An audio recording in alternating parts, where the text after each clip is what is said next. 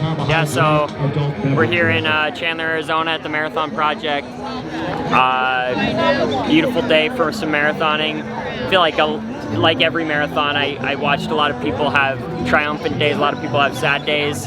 The group I paced, I went 17 point something miles, 28K with, at the time it was down to Nadil and Paul Chalimo. And those guys battled hard, but it was a tough one. A lot of carnage out there. They still held on for top 10 finishes. Nadil coming third. But shout out to JP Flavin for balling out, getting the dub, and it was just cool to see a lot of good performances out there. Top 10 was solid. Marathons are fun. I like pacing them because I don't get to have the pressure of actually finishing, but I get to be in the vibes and feel that angst in the group, so it was fun. Good workout too. 3 weeks till Houston. Got to do over distance for the half and you do a really long, hard effort. Hopefully that translates well for a fast time in Houston.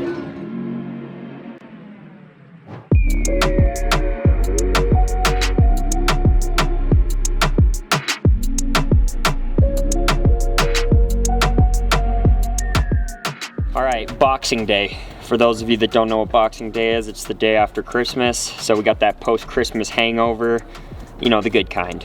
Jolly and glee. We're gonna hit some speed work. Honestly, this was hanging over my head almost all Christmas. Tried to not let it, but it did. We're gonna do 4 to 5 by K at like 10K speed, but like 5K effort because we're at altitude. And then gonna hit some 400s to finish at like 3K speed probably. So like 240 to 245 for the Ks would be a perfect day, and 62 to 63 for the 400s would be a perfect day. We'll see. Like, it's gonna be a solo effort. John's not here, he's at home for Christmas. It's just me, John Gay, who's doing a separate workout, and Biya, who's also doing a separate workout. But hopefully the camaraderie of suffering alone, but at the same time in the same place, will lift each other up and we'll be able to have a good one. We're 16 days out from Houston, so only a few workouts left to truly, you know, maximize the fitness before the big day. So speed like this is good for me. It's good. It's the type of work that scares me the most at this stage in my career. Getting old.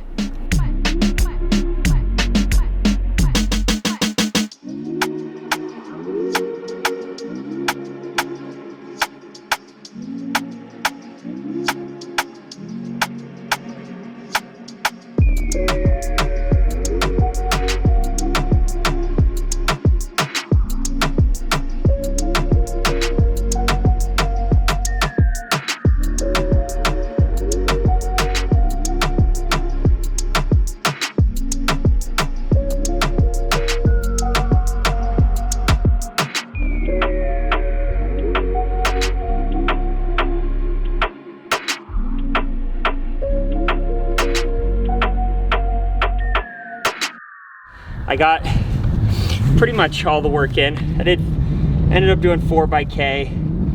Not as fast as I would have liked, honestly. Felt pretty flat. Could blame it on Christmas. Could also blame it on the fact that I paced the Marathon Project for 28K on Sunday. Could also say I had double T. I could say a lot of things, but bottom line is it was a grind out there. Solo, windy. For the most part, with solo I should say, Biya saved my ass towards the end. I ended up doing a few reps with him to really save me from implosion, but went 249, which is when I realized it was gonna be really fucking hard. 248, 247, 241, so that was the first rep I jumped in with Biya, that 241, and saved me. Oh, so much better. And then I called the Ks at 4 because that was just such a grind. And then I ended up doing 400s with Biya, 4 of them, off short rest, which was not my prescribed, but preferred the company than the rest. 64s off 45 seconds rest. And then Biya had an 800 scheduled for 210. And I figured I'd finish that with him, round out my volume. And I helped him run a 209, and that was the best rep of the workout. So finished on a strong note. Yeah, I mean, it was really brutally hard today, but I think it's good mental fortitude practice. First time I've ever cursed Jon's name in the middle of a workout for prescribing me hell the day after Christmas, but oh well, 'tis the season to get fit.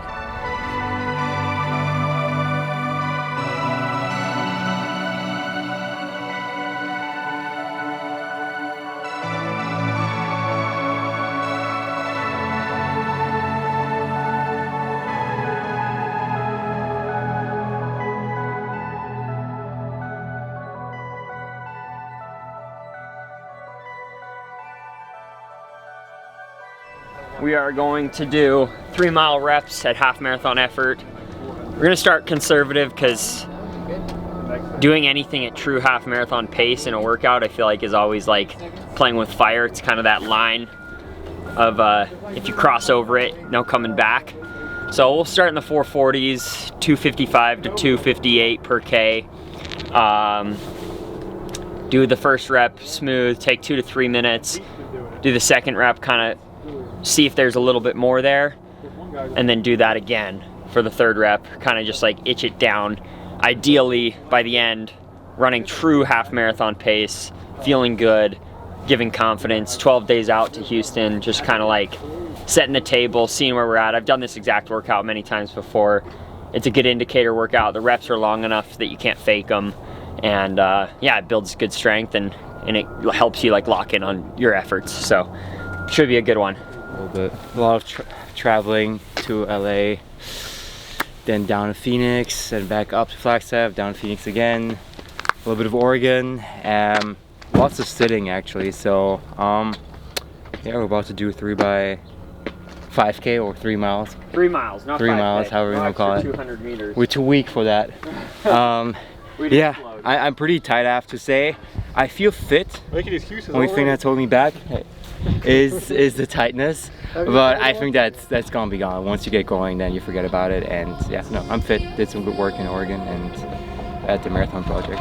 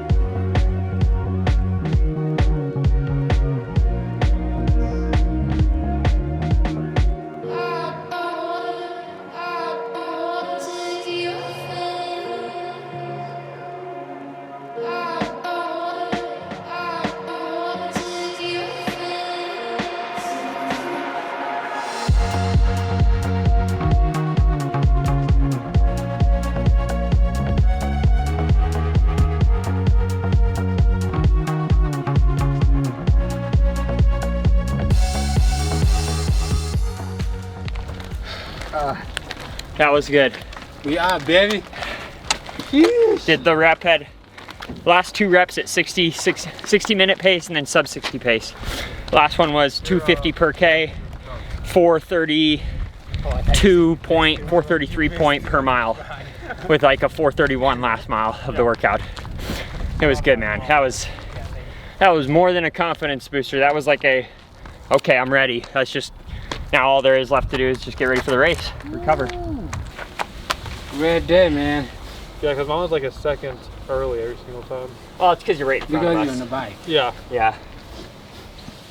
They give it that extra long strides. Yeah.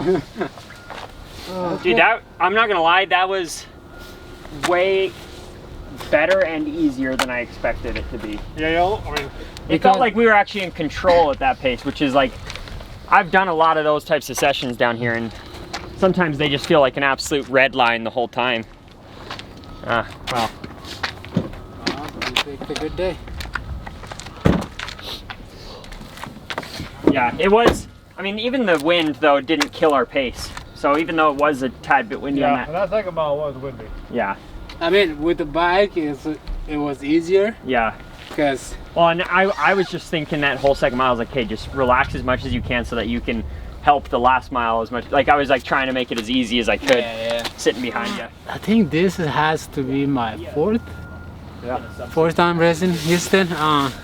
Yeah, feeling good, man. We just did a really good workout, and I think I'm in good spot. We're in good spot, and now it's time to recover and maybe send it on 10 days or 12 days. 12 days. We got 12 days. Yeah, so those extra 2 days will help. Yeah, this is kind of like a checking point and see where we at, and I think this is a good checking point for me, and yeah, I'm excited, man. Let's see what we got here. Hey everyone, just want to take a moment to give a huge shout out to the feed for supporting this episode and supporting my training journey. What makes the feed truly special is their incredible variety of products, everything you could possibly need from carbs, proteins, hydration, and recovery essentials. I've personally picked up a bunch of goodies from the feed, and what really stands out to me is how easy it is to browse through their selection. Plus, shipping is super quick, so I never have to wait long before getting back to my training. Shout out David Roche. Their range of innovative products is impressive, and there's always something new to explore, perfect for anyone looking to elevate their performance. And here's a little treat for you. You can snag 40% off your first order at the feed. Just follow the QR code on screen or check out the link in this episode's description. Thanks again to the feed for being awesome and supporting me and all of you. So why not check them out? Head over to the feed where athletes get fed. I'll take it. Sweet. No, very happy with both of you guys' sessions. I think those were rocking sessions, and both set us up for hitting our goals for Houston. So very, very happy with that, and very stoked with it. Absolutely. It sounds like both of you felt controlled as well, and just listened to your bodies throughout and felt smooth, huh? Yeah, it was the best I've felt in that kind of session probably ever, honestly. I've never run that fast feeling that good, so it was really encouraging. Sweet. Awesome. Great. So this will be my fourth time running the Houston Half Marathon. That is a record for me on number of times coming back to the same race in my career. I've never run any race 4 times before.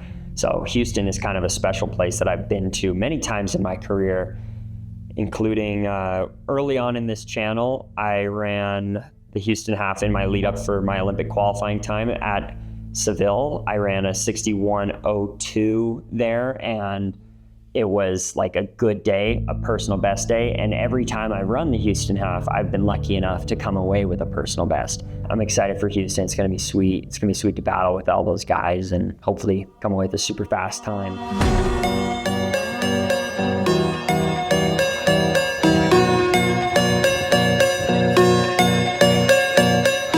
Shakeout day before the race. Whole squad out here. A couple athletes I coach.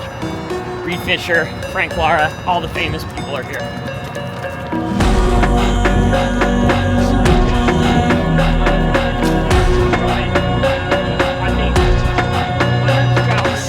It's like an A race before marathon segment, so just classic like taper stuff. Body felt a little tight at the beginning of the week. Feels good now. Travel was smooth. And honestly, just at the point where I'm like, okay, I wish the race would start now so we could just get there. But everything's good. I'm excited. It's fun being here. This is one of my favorite race weekends just because of the memories I've made here.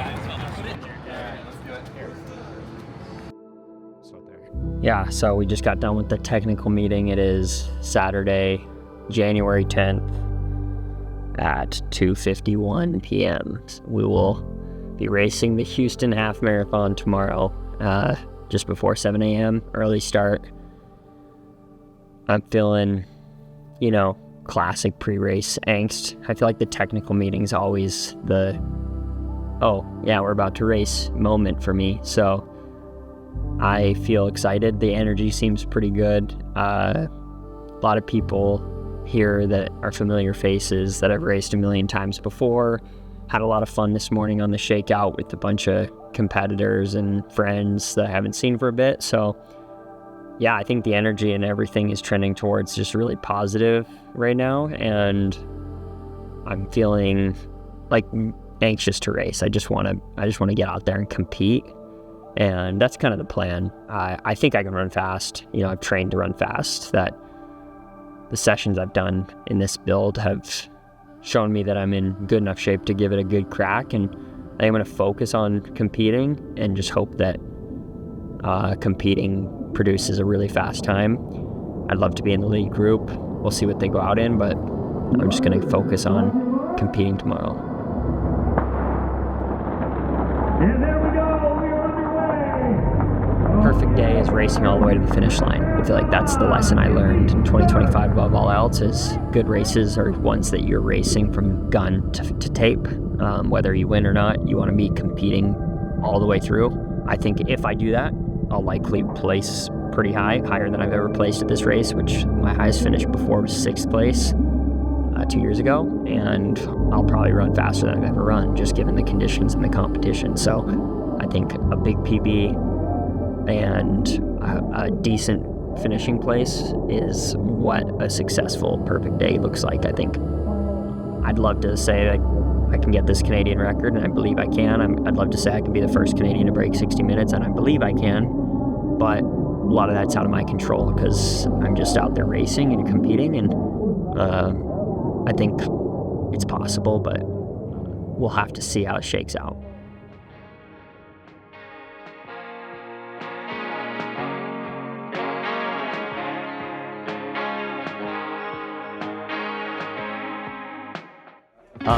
Yeah, I mean, mission accomplished. Came here with a couple goals. A day, B day, C day kind of approach. A day was sub 60, and I hit that. Really proud of how I put myself in it. You know, fast paced in the middle of the race. Had to commit to a lot of moves that were surgy. Run some splits that were really fast, but I honestly felt really strong for the most part, and it didn't get really like hard and challenging till the final 3-4 miles of the race, and that was when I just knew I had to kind of like commit 1 mile at a time to stay on pace for a record in sub 60, and really proud of it, and feels like a long time coming. Felt like this breakthrough in the half marathon was coming after like last year's marathon performances, and yeah, just like super elated.